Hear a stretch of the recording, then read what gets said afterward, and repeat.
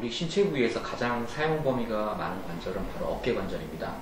또한 이제 가장 큰 관절이기도 하고 유일하게 360도 회전이 가능한 관절이기도 하는데요. 기계도 많이 사용하게 되면 본래의 기능과 수명이 짧아지듯이 어깨 관절 또한 운동 범위가 넓고 많이 사용하는 부위이다 보니까 퇴행 변화의 속도가 빠르고 부상 위험도 굉장히 많습니다. 최근 건강보험 심사평가위원회 조사 결과에 따르면 전체 근골격계 그 환자 가운데 약 20에서 30% 정도를 차지할 정도로 과거에 비해서 어깨 질환의 비율이 점점 높아지고 있습니다. 특히 고연령층에서 많이 나타났으며 최근에는 20대, 30대 연령층에서도 증가하고 있는 추세입니다. 자, 그러면 오십견이라고 하는 그런 질환이 있는데, 오십견이라고 하는 거는 우리가 50대 전후에 어깨에 많이 나타나는 통증이라고 해서 붙여진 이름입니다.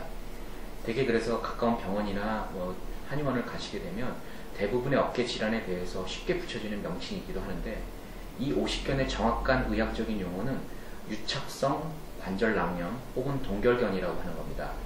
다시 말하자면 어깨를 둘러싸고 있는 이런 관절 원인에 의해서 염증이 생기고 이 관절낭이 주위 조직과 들러붙게 됩니다. 이렇게 되면 유연성이 떨어지게 되고 운동 제한과 통증이 생기게 되는 것입니다.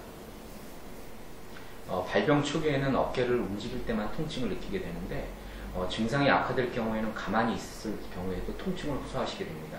그래서 팔이 어깨 위로 올라가지 않거나 어깨 높이 이상의 물건을 이렇게 잡으려고 할 때 통증이 생긴다거나 밤에 욱신거림이 심해서 수면에 방해가 되는 경우도 있습니다. 특징적으로 어깨 관절을 내회전하여 이렇게 등을 만지거나 긁는 동작에 제한이 생기는 경우가 많아서 여성들 같은 경우에는 브래지어 착용 시 고통을 호소하게 됩니다. 대부분 1, 2년 이내에 자연스럽게 치유되는 것으로 알려져 있긴 하지만 일부에서는 충분한 기간이 경과했음에도 불구하고 심한 통증이 지속되고 운동 제한이 생겨서 병원을 내원하는 경우가 빈번하게 있습니다. 초기에는 소염 진통제, 제아를 포함한 물리치료를 통해서 염증을 줄이는 방법을 사용하지만 통증이 심한 경우에는 관절강 내 주사요법을 사용하게 됩니다.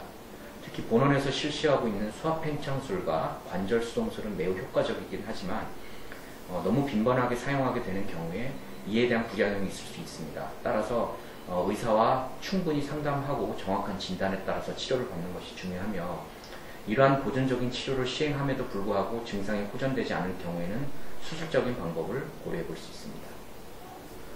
반복적으로 나타나는 어깨 통증에 대해서 일반적으로 정확한 검사나 진단 없이 단순히 오십견으로 간주해서 방치되거나 잘못된 치료를 하게 되는 경우가 너무 많은데 이렇게 될 경우에는 병세가 악화돼서 문제가 커질 수 있기 때문에 정확한 검사와 그에 따른 적절한 치료가 중요합니다.